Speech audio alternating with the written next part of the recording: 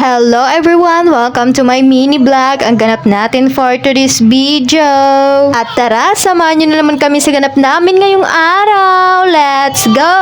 At for today's video nga, ako magluluto ng uulamin namin. For the tipid ulam nga muna tayo for today's video. Kasi naman medyo matagal pa yung sahod ng mister ko. At sinimulan ko na nga magluto habang yung baby bossing ko nasa mood pa at hindi pa siya nagliligalig. At wag nyo na nga pansinin yung mga nilagay ko kasi naman yan talagang gusto kong kainin namin. At pagkatapos ko nga magluto ng ulam namin, nagising na rin yung baby bossing namin. Kaya naman naligo na kaming dalawa. At lagi na nga akong sumasabay maligo sa baby bossing ko kasi naman tinatamad talaga ako. Pagkatapos siya maligo, ako naman susunod. At pagkatapos ka namin maligo ni baby bossing at kumain na kaming tatlo. At tingnan nyo naman yung baby bossing ko, parang lagi hindi pinapakain. Ganyan talaga siya pagkatapos siya maligo. Kailangan talaga meron na siyang kakainin agad. Pag kumakain nga kaming mag-asawa, hindi siya pwede na hindi kasama talaga. Bago nga siya pumasok, maghugas daw muna siya. At syempre, pinagbigyan ko na. Tinatamad din ako maghugas eh. At ito nga yung routine namin paggabi. Lalagyan ko lahat ng tubig yung mga bottle niya. Para naman pagsali na lang, paglagay na lang ng milk.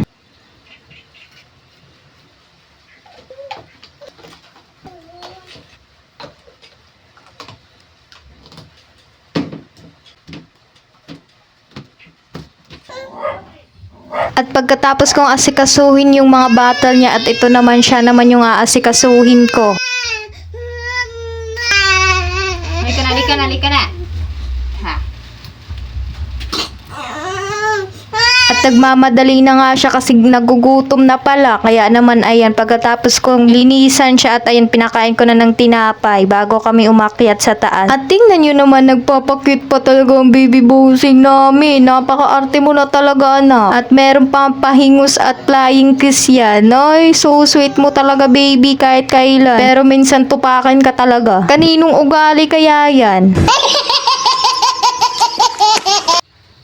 At pagkatapos ko nga siya pakainin ng tinapay at umakyat na ako at inayos ko na tong hihigaan namin para umakyat na rin kami. Kasi naman sabi ko, meron pa pala akong mga tupuyin na naman. Tapos ko nga ayusin yung higaan namin at umakyat na agad kami. At sa wakas natuyo na rin yung mga sinampay namin. Ilang days na yan. Kasi naman napakakulimlim talaga dito sa amin. At bago nga ako magsimula magtupi at ayan, pinadede ko muna siya. At tignan nyo naman ang pagmumuka ng baby bossing namin at yan nga pagkatapos ko templahan siya ng dede niya at ayan, mag-uumpisa na ako magtupi na naman kasi bukas lalaba din na naman mga mi, abay. At tinumpisan ko na nga magtupi kasi naman dumedede pa naman yung baby bossing ko, mamaya-maya matutulog na rin kami.